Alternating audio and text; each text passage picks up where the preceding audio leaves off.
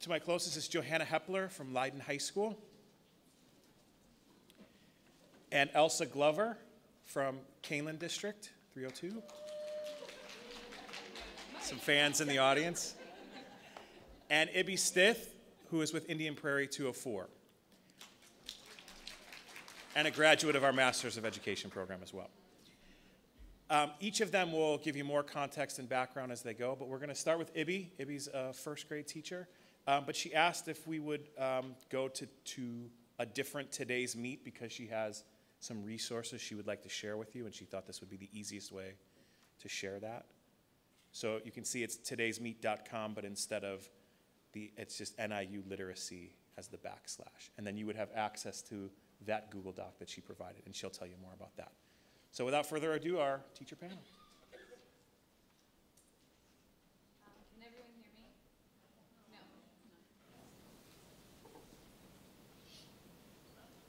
Oh, it would help to turn it on. So like Mike said, my name is Ibby Stith, and I just wrapped up my 5th year teaching 2nd grade in Indian Prairie School District. I'll be transitioning to 1st grade this fall. I received my master's degree from NIU last May. Some people are really surprised to hear that as a lower primary teacher, I'm really interested in technology and how it works with my students. Often people say things to me like, kids are way too young to be playing with fancy devices, or kids just play with devices, they can't learn from them. And while that second statement's partially true, kids love to play with devices, that also makes them incredibly motivating in the classroom if you can find the right way to use them. I was incredibly lucky this school year in my district to participate in a pilot program called BYOT, or Bring Your Own Technology. And the premise of BYOT is exactly that. Students are invited to bring their own technology to school, whatever it is. So as you can imagine, some teachers took that with a little hesitation. They were very anxious about that. Kids could bring anything from an iPad, an iPod, Kindle, Kindle Fire, 3DS, DSi, laptop computer. And I love technology, but I don't even know how to use some of those devices. So I was a little nervous, but I also do like technology quite a bit, so I was ready to jump in. My very first lesson with BYOT coincidentally utilized Today's Meet. Typically, when I teach questioning with 2nd graders, I will present a story to them and picture walk them through the book, provide them Post-it notes to ask questions about the story as we go through. So after my BYOT training, I said, hey, here's an easy way to do questioning with 2nd graders without using Post-it notes. And it was so much more engaging for my students to take out their little iPods or their iPads, or take out their 3DS and type me a question about what they were reading or what they were anticipating reading. We also had great conversations following these questions about why the students asked those questions. And then it provided a great place to make predictions and then to come back and check our answers against the questions we had asked before the lesson. Now you're probably wondering how I can get a 7-year-old to type a website address. Some of them can do it. A lot of them struggle to find colons, backslashes, stuff like that. So I do 2 things in my classroom. I either post a link, kind of similar to what I did today, except on a classroom blog that I have for my classroom. My students have that bookmarked on their devices, and if they don't, I bookmark it for them because it's a really good way to jump off from there. Any links, websites, apps I want them to access, they can get directly from this one source. Or else I provide them with a QR code. You may or may not be familiar with QR codes. That's an entirely different presentation. But there is a link on this doc that I gave you for how to create QR codes and how to use QR codes if you're more interested in that. Feel free to access this Google Doc that has all of the apps, websites that I'm going to kind of quickly reference today. I thought it was easier for you to get them from here than to try and scribble them down, figure out how they're spelled, where you get them, whether they're a website or an app. So you should be able to access this, and feel free to take a look as I talk with you today too. It sounds like a lot of setup, and it is. But if you give your students the homework of downloading an app and some math homework, I can guarantee that the app's going to get downloaded before the math homework's going to get done. And that's just because we're teaching a totally different generation of students than even I was. So the technology capabilities they have are far beyond our own, and instead of being intimidated by that, you should just use that to your advantage. We were just talking up here, just the three of us, about how students come with a lot more knowledge than we have, and I told them, I said, sometimes I plan to do something and I just hope my students know how to do it a little better than I do. And these are second graders, and they usually do. I also have used Today's Meet in summarizing lessons. This is awesome for summarizing because second graders really like to retell stories in excruciating detail, every little piece about that story. This limits them to 140 characters, and so it's awesome if I say, okay, quick, summarize that story that you just read. They have to weed out a lot of characters before they can even send it to me. And I usually end up with the parts of a summary that I really want.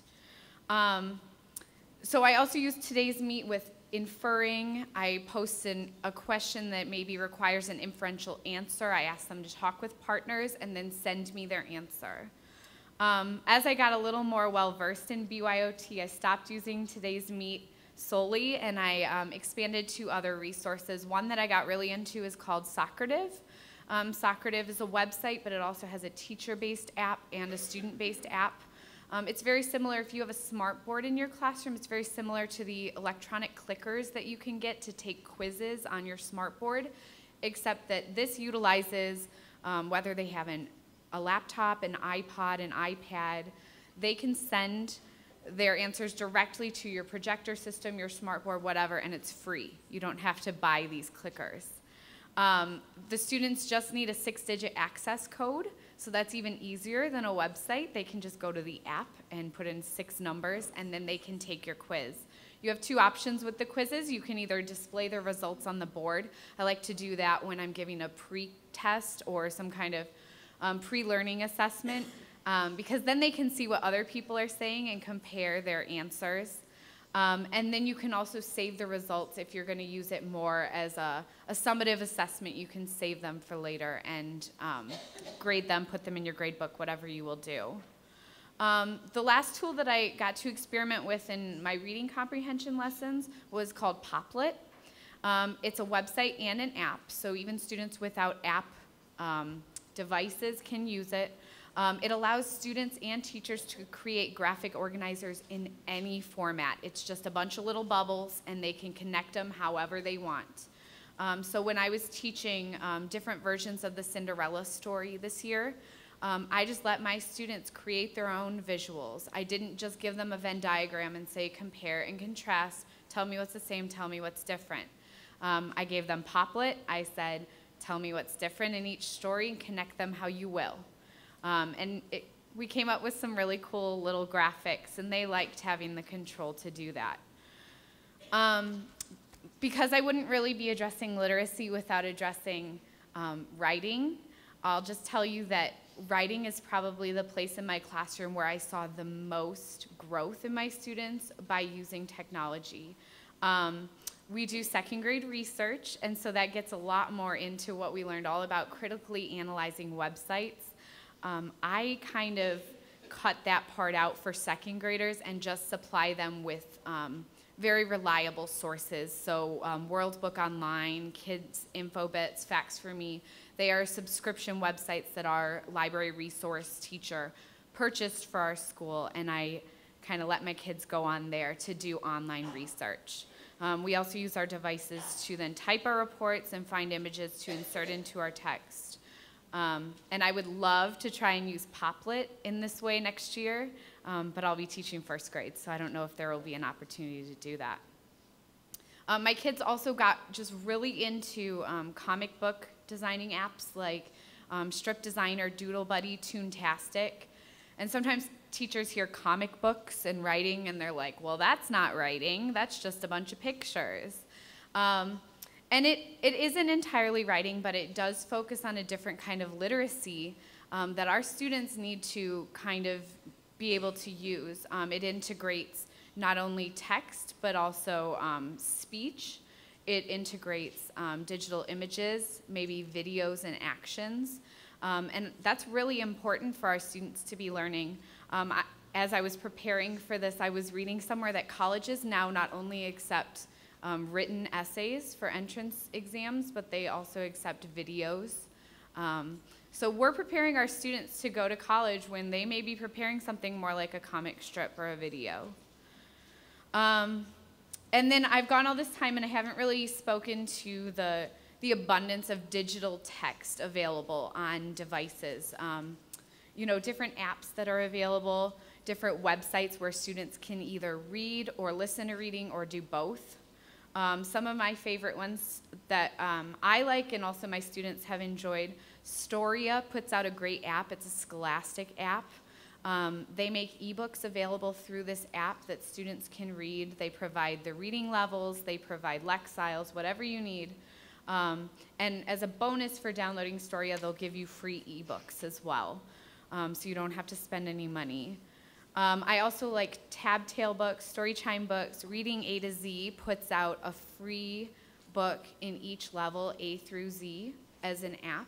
So you can download all of those no matter the reading level of your student. You can provide them an app at their level. As a primary teacher, I love digital text because digital books provide audio support, word-by-word tracking, picture animation, recording options for responding to what students read.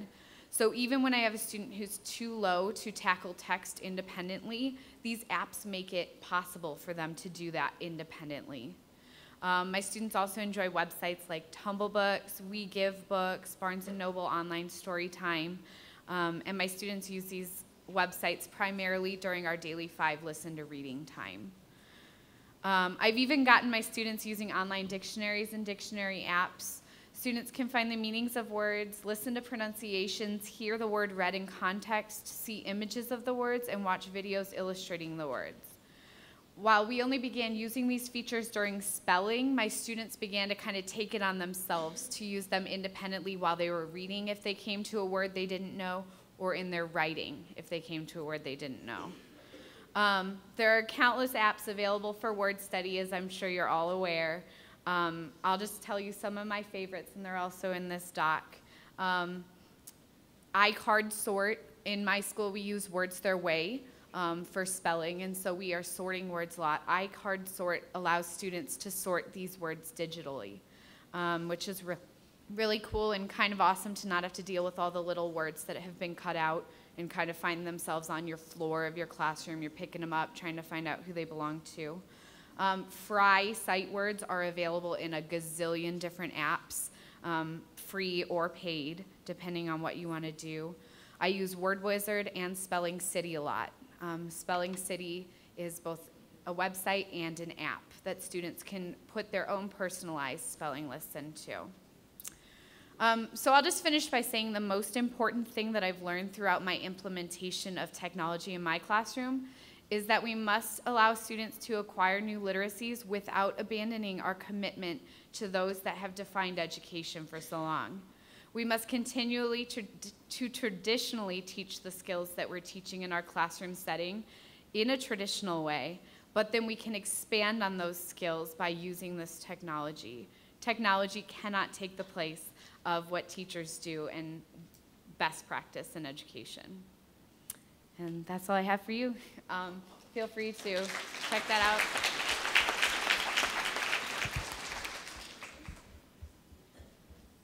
Okay, I made a PowerPoint.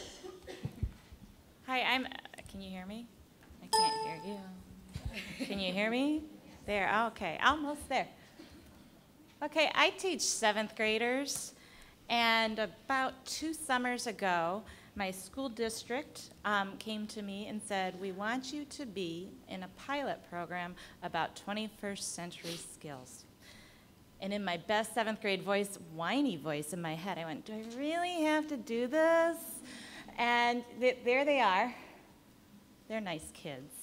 And I thought, well, you know, in my professional voice, I told the school district, yes, I will do this. I will learn about what 21st century skills are. In my head, the first thing I thought was, this is all just technology. And every time I try to use technology in my class, it fails. This is going to be great, right? So I thought, okay. I went to the initiative.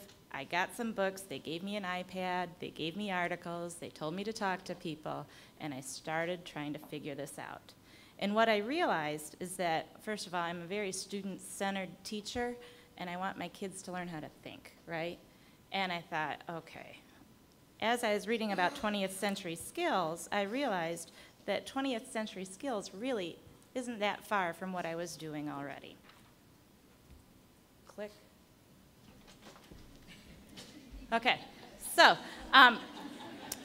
I realized, how could I not teach 21st century skills? I'm sure a lot of you have seen the Rainbow graphic organizer for 21st century skills. Have you seen that one before? Very confusing. This one's a much better graphic organizer, and I like it because the kid's in the center, and it's all these concentric circles. Anyway, the 21st century skills look at the whole child, and you can see up there my big red arrows. They tell you the 4 main things that people kind of use as shorthand. They're the 4 C's: creativity, critical thinking, communication skills, and collaboration. So those are the things that we're all probably doing very well in our class. Adding that technology part in shouldn't be so hard, right? Yeah, say right. Click. I like info graphics. This one I found the other day just to prove to me I needed more technology in my classroom.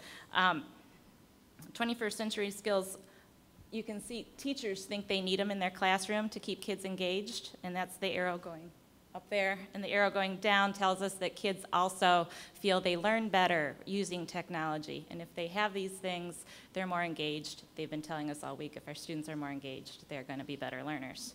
So, okay, this is great. I will teach 21st century skills. I'll try to get technology into my classroom. Well, then my district says, at the same time you're doing this, Elsa, we want you to align the Common Core in your curriculum. And of course, the whiny voice came out in my head, and I said, do I really have to do this? And in my professional tone, I said, okay, let's read what these Common Core skills are and see what happens. So I read the Common Core, and I was shocked, because the Common Core really are the 4 C's, right? So if I do the 21st century skills, I'm doing the Common Core. Isn't that cool, I thought? I don't have to work extra hard here. So for my purposes, if I was doing 21st century skills, I was going to be doing the Common Core. Well, click, how do I do this? Where do I start? And what I did is I found people who knew what they were doing at school, and that included some teachers, but also a lot of kids. And I also found people anywhere else I could to help me. And this website here is really kind of a cool one, Web2 Teaching Tools. All it does is it's a list of all kinds of really cool websites that are tools for kids to use to show their learning. Because I found that I use a lot of technology when I teach, but I wasn't getting the kids using the technology to learn. So this website has helped me find different programs and apps to use to help me learn. Click, okay. This thing, have you guys seen this before? It's Bloom's taxonomy according to technology. And I'm sure Mike will find a way to share this with you. But this one helped me too, because it just helped me kind of go toward the higher end of the triangle. It was hard to read, so I found another one. Click, and here it is with verbs. And this one has helped me a lot to make sure I'm on the right track with trying to get the technology into what I was doing. Click. But the biggest thing was this rubric I found, because it was a rubric I used to start looking at what was I doing in class to make sure I was hitting all of those 4 C's. And it really was kind of revolutionary to me when I started realizing I wasn't maybe having the students be as creative as I thought.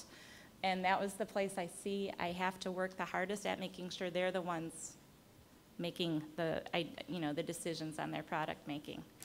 So with all of that, then, I started trying to figure out what to do technology in my classroom, and I came up with the idea of using a blog. Okay.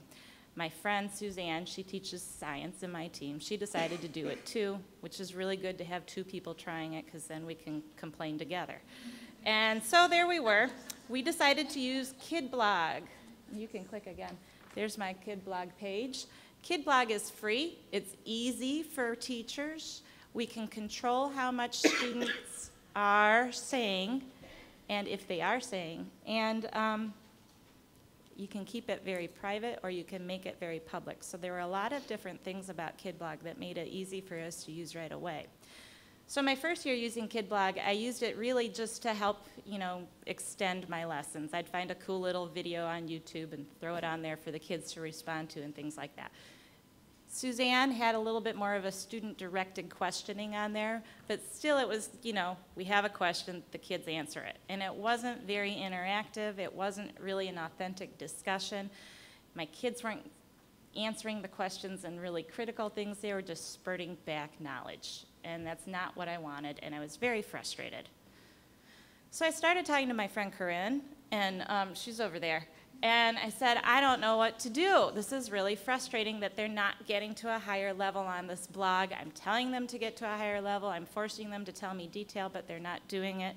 And she said, oh, well, I have these kids that need to see what real life kids are doing. My students, pre-service teachers, are needing real life time with kids. And we thought, And we thought for a little while longer, and we decided to put her students and Mike's students on the blog with my students and see if they start talking together, what would happen. So we tried it this year. Click. And here's one of the questions I gave to my history students.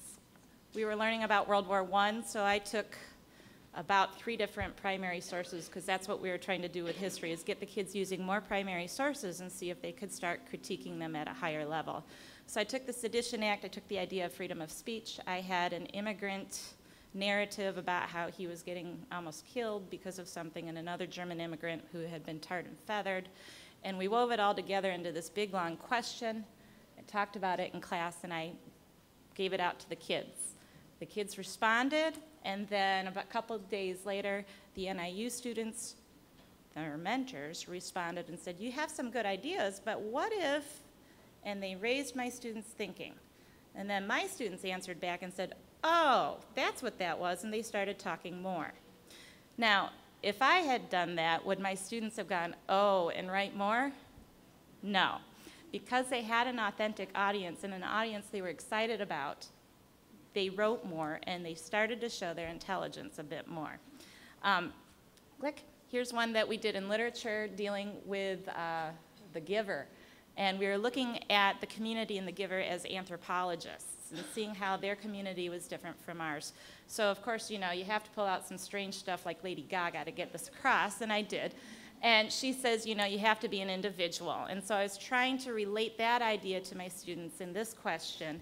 And it's not so important what exactly all that says, but the next thing is Michael. At the beginning of the school year, Michael would have said about 4 words in class.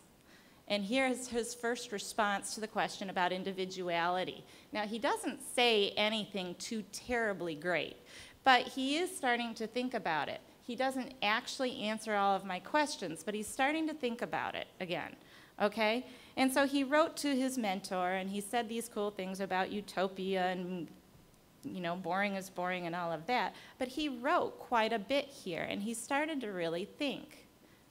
And this is what was cool, because all of my students were writing and thinking. The ones that would never talk in the class, and the ones that would talk and never say anything.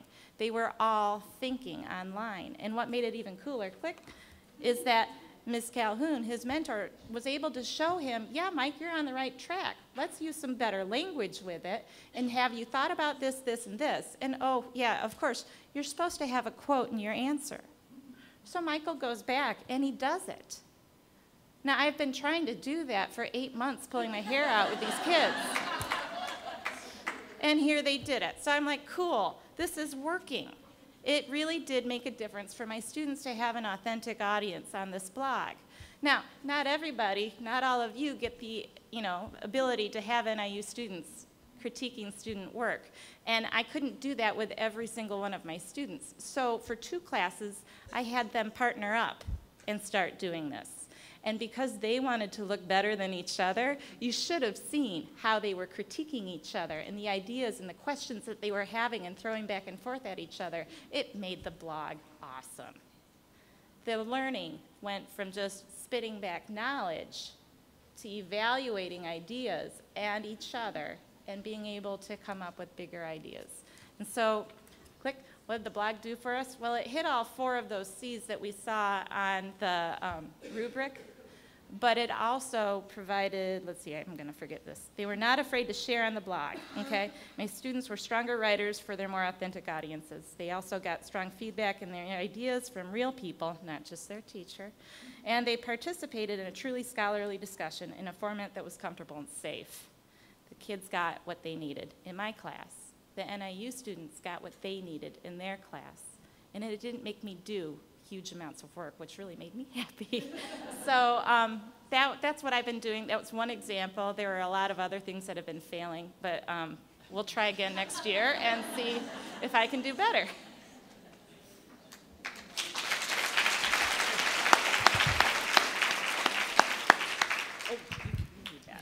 It's okay. I'm sorry. I do have a teacher voice somewhere in me that I could project. Hi, my name's Johanna Hepler. I come to you today from Franklin Park, which is a little bit closer to the city, so I thank Mike for pulling me as far west as I've ever been on 88. But thank you. This has been a great morning, and if it's any indication to you about my disposition in technology, I have paper. Okay, I don't have anything to flash or to show, but hidden somewhere in a bag is a computer of mine. So if there's something that strikes your interest that I'm talking about, I'm happy to share and show all both teacher and student products that I've created. So I'm a high school teacher. I teach history to freshmen, which are not altogether too different from 7th graders at times, and juniors that sometimes act like 2nd graders when you put particular tasks in front of them. I think it's important that you know that I teach honors level students. And I only say that because there's an assumption when an honors level student walks into your classroom that they know how to do things. And I have learned, no, honors in name only with many of the tasks that I put in front of students, especially with technology, which has been a pretty interesting learning curve for me. The other class I teach is an AP, Advanced Placement U.S. History class, that still requires a lot of this to demonstrate to the College Board that you are proficient in particular skills. So when my district went 1-to-1 this year, every student is with a computer every minute of every single part of their day. They have a Chromebook.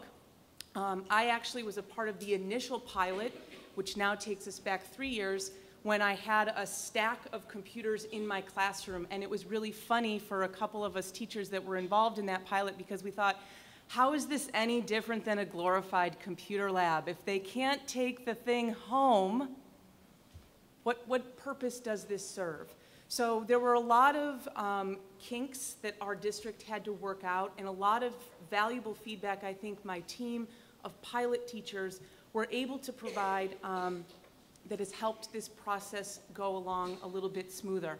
I will say up front, a couple of challenges. I'm not a techie, okay? I went to college and you had to go to the library and listen to the, right? Like boot it up. I was laughing because I wrote something recently and I was reminded that I had to email my professor for credit.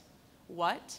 Right? Like I had to go and like type an email to show that I actually did have an email account. So gone are those days to the days of the triangle that have just a monstrosity of places to go, and it can become really overwhelming. So for me, not really a techie, this pilot program and now computers in the hands of every student can be sometimes really overwhelming.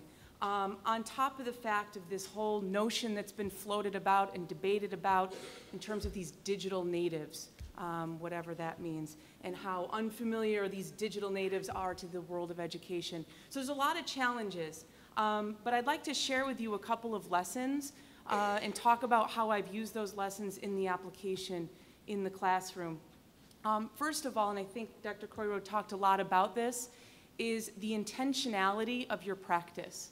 So I've learned through this work of the computer being in the hands of students, and if their screens are up, they might very well be on some kind of site that I'm not talking about, right? Although we've done a really good job of trying to block everything, right? So here we are, we're gonna give you a computer, but we're gonna block every site, right? That's my favorite. The digital citizenship really works well in that capacity. But thinking about the unfolding of these skills has to be intentional. You can't just one day decide, well, today it's March and we haven't talked about it. Let's start. How do we locate? How do we search, right? So one thing that I've tried to bring into my practice, best teaching isn't really anything new, right? I'm not up here telling you anything that you don't already know, but I have been more thoughtful in the intentionality of how and when certain skills appear and the ways in which we're starting to assess those, which is really tricky because I don't find much to help me, the classroom teacher, about assessment. Much of what we heard this morning is fantastic, but it's still in the works. It's still being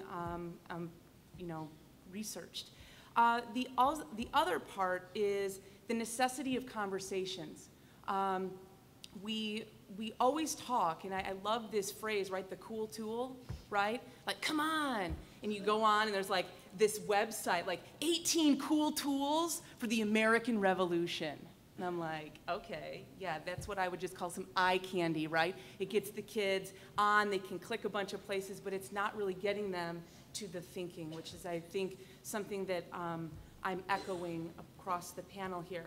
So the conversations on my curricular level teams have started, or in an attempt to really shift about what are you using, why are you using it, and what's the best place to use it? Because sometimes you can't use the same application every single day because then the kids get really incredibly bored and angry that they have to continue to go back to this whatever application, pick it.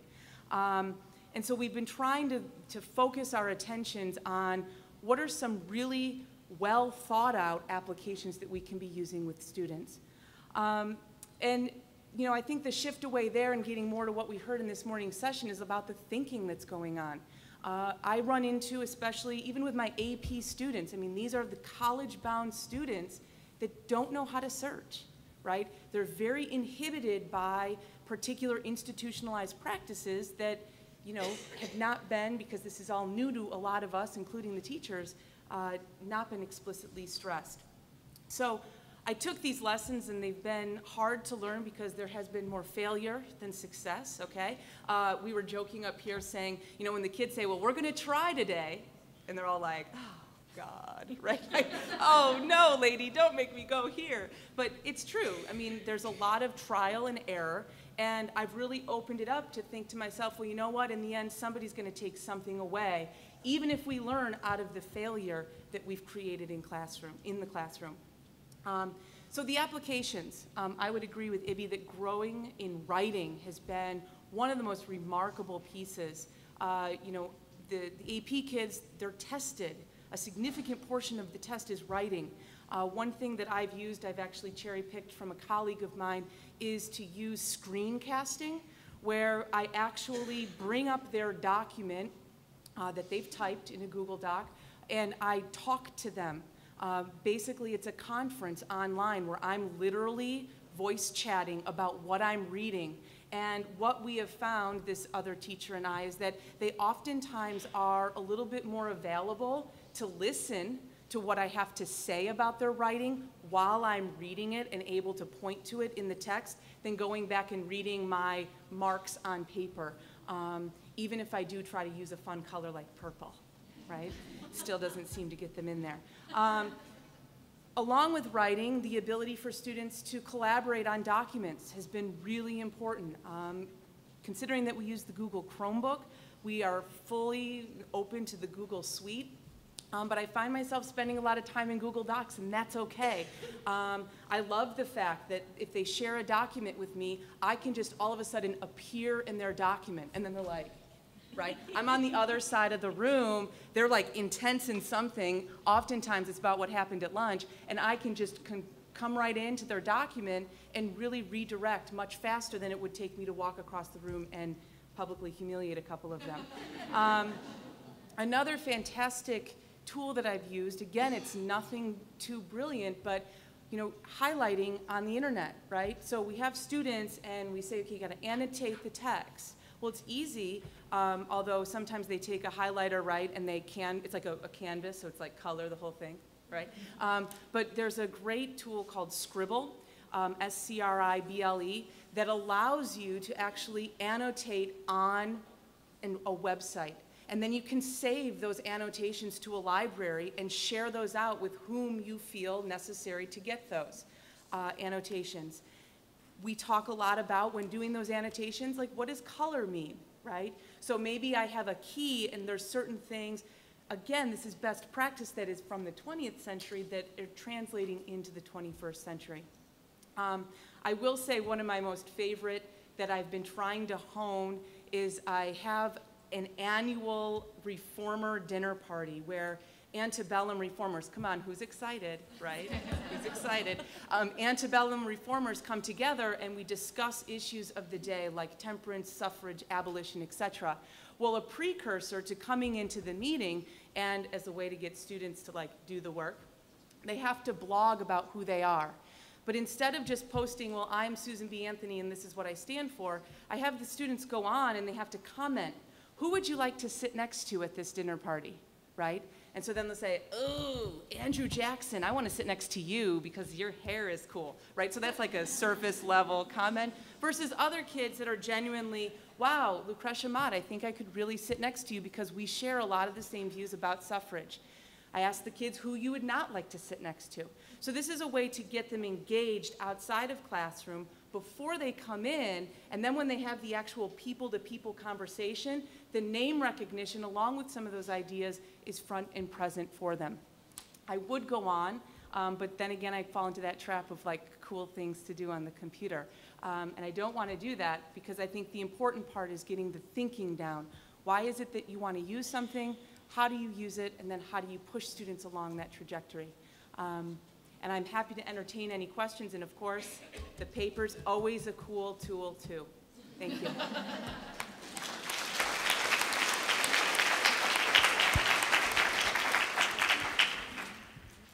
Questions?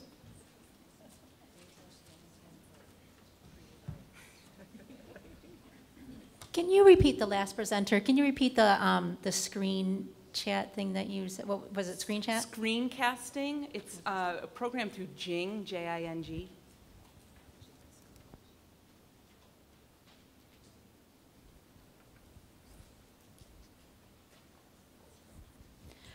I teach middle school history, and I love that idea of your dinner party. Mm-hmm. Did you have any objectives or any set things you wanted the kids to talk about, or did you just kind of let them go? That's a really good question. There was a structure to what they were posting so that they would run into similar information. That was the initial blog post where it was like an introductory, who am I? And we talked about hyperlinking, so part of this is all embedded in a larger lesson about the audience.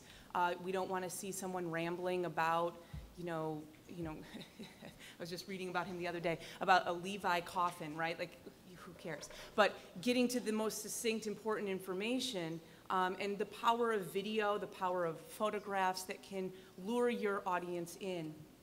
In terms of the postings that they were doing to each other, I just gave them the question stems. I found that question stems are a helpful first start to sort of model the types of questioning that you'd want to have on the blog going back and forth. Students who saw friends, of course, that kind of hurt my cause, so I've started to you have to come on as your person, so that maybe that's a little bit more anonymity. But, mm-hmm.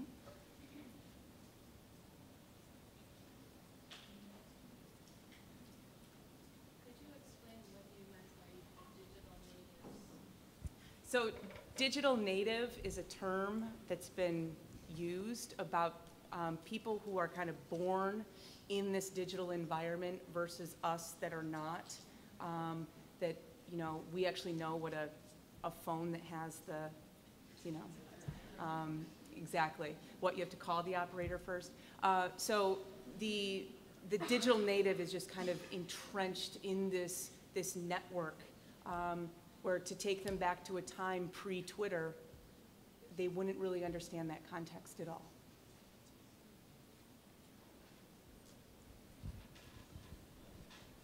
Moving as fast as I can. What were some of the obstacles that you had to overcome as a district in order for the students to be able to take their devices home? Wow. First is internet. You know, a lot of my students, I'm not sure how many of you are familiar with where my district is located, but it's certainly not every student has the internet at home. A great activity that I'm going to use this year, students actually map out where the internet locations are in their community. So they actually think and brainstorm as a class, where can I go if I don't have internet at home? Where's the closest, I hate to use it, Starbucks or, you know, free Wi-Fi in the community. So that was one challenge. Another piece that I don't think my district thought so much about, I guess this is more on the school side, is bandwidth, right? So the first 3 days of this school year, you had teachers freaking out because, oh my God, I can't log on. So that's that plan B, although I don't really like to use that term, you know, with students too much. But so this idea of like always having something in your hip pocket as a backup in case it fails. And, you know, we had moments like that. The students taking the Chromebooks home, I found that through the appropriate discussion, they weren't manhandling the computers. Some of them did, because that's just what they do, and we know where they'll be in a very short time. But, you know, a lot of the students really were conscious about what, how to handle these. Again, I think that goes back to the digital citizenship, and a lot of us were having explicit conversations about that. That was not a district policy, that was not a district overall, but that certainly was. And then when they say, well, I don't have internet, then you can't use that as an excuse anymore, because now you know where the internet locations are. I'd piggyback on that actually and ask Libby, what were the challenges of bring your own device? The schools are starting.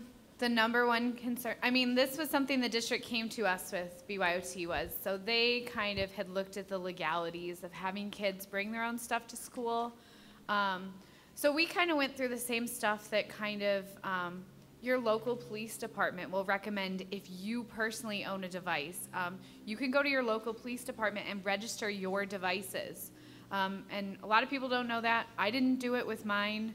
But our school recommends that kids go do that, that they put their name on it somewhere. And that way, if it's lost or stolen, that's the first place we're going to go. We're not going to go to the district. We're going to keep it kind of a theft issue if it goes to the police. Also, like another huge concern from parents, especially at my level, because they do this in the middle school and high school pretty freely in my district, but in elementary school, the parents are really concerned with kids, number one, breaking their device, and number two, letting other kids use their device. The first thing I said to parents when they said that to me was, well, I've had this iPad in my classroom for 3 years. I've let my kids use it every year. They handle it, they touch it, they move it places. It's never once gotten broken. Now, I'm going to kick myself when a kid drops it for the first time and it cracks down the middle, but it's the same risk that you run with your child having a device at home. They could very easily drop their device at home. They could drop it when they're in the car. A lot of people take their devices to restaurants, public places, to keep their kids entertained. So kind of the same risks that happen there could also happen at school. And then just the procedures we use at school. So our kids are required to keep their devices in their backpack unless they're using it. They can't take it out on the bus. They can't take it out to the playground. They can't take it out unless the teacher designates this as a BYOT time. And it just works. We didn't have any theft this year. I had 100% of parents sign the permission slip. And by having each child in your class sign the permission slip, that gives permission for any child to handle any device. So we're kind of covered there. It went really well, and I know so many districts are moving to this. Just do a little research if you're interested in doing it at your school. The possibilities are endless. Sorry, for the Chromebooks again. I'm a paperless classroom as well. I teach 3rd grade, but after they leave 3rd grade, the netbooks stay with me. They don't go with the students. Is this part of like the textbook fee that they pay, and then when they graduate 12th grade, they get the computer, or? No, it's ours. So the Chromebooks are the property of the district, and they, it doesn't become theirs, and there's going to be a cycle of rotation. So for this upcoming school year, all returning students will receive the same exact Chromebook. Freshmen will get, I believe, the seniors, and then they're on like a life cycle after that. This is for Ibby. With the purchasing of apps, how do you handle that? Like, do you have students all purchase the same apps, and do parents fund that? Or, because like with the Words Their Way sort, I would love to do that, but obviously it's not, Right. I don't know. So I've never asked, I work in Aurora, so I have students who don't really have internet when they go home either. So the number one rule I actually have in my classroom is that the students can't download apps at school, because that's a family choice. That's, if the parents want to spend the money to buy the app, they certainly can, but I am not going to require it, and I'm not going to integrate that kind of technology and require the students to use it. So if they can't download iCard Sort, I have it on mine. I was willing to put up, I think it's like $3 or something for the app. I paid for it. I have 2 iPods in my classroom that are mine as well. So I let my kids use those, but they know once the devices are gone, and if they can't have that, then they've just got to do the paper sort, just like they would normally do. And there's really no harm in that. If it's a free app, I usually kind of push really hard to get the kids to download it, just because it's not going to cost them anything. But they do have to get their parents in. Usually parents keep the passwords to those iTunes accounts. I did have one student in my class this year who knew the password, and I had a good relationship with her parents to say, hey, if we want to try something, can we download it on her device, and then we'll see if it's worth using. And her parents were really supportive in that way. But yeah, I know that is something, and that's why I tried to mention too a lot of the things that I did that have website-based versions of the app, so that you can get the kids. There's an easy way around it. If you go to the Internet Explorer on your iPad, you can go to the website instead of using the app. So that's kind of like a cheating way to get around it.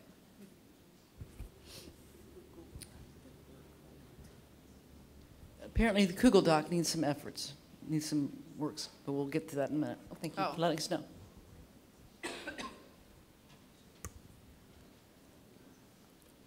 What did you do for the students who didn't have them? Did they share with others? And what percentage of students do not have one? And what if you had a classroom where 70% of the kids did not have them?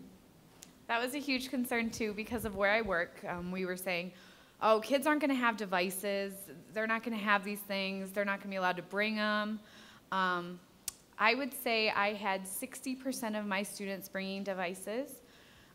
Typically, the activities that I talked about today were partner activities, so they could pair up. With my devices, my 3 devices, that usually covered the whole class. If it didn't, then I used devices kind of in a rotating format, especially for things like Daily 5 when we're rotating. There's only going to be 5 or 6 kids listening to reading at that time anyways. And then we also have floating laptop carts in my building, so if worst came to worst, I could say, hey, go grab a laptop and we'll do this on the computer. So we had the same exact concerns. It'll just really surprise you that parents are willing to let their kids bring this stuff to school, and how many of your students have these things that maybe they can't buy their own clothes or their own food, but somehow they got an iPhone.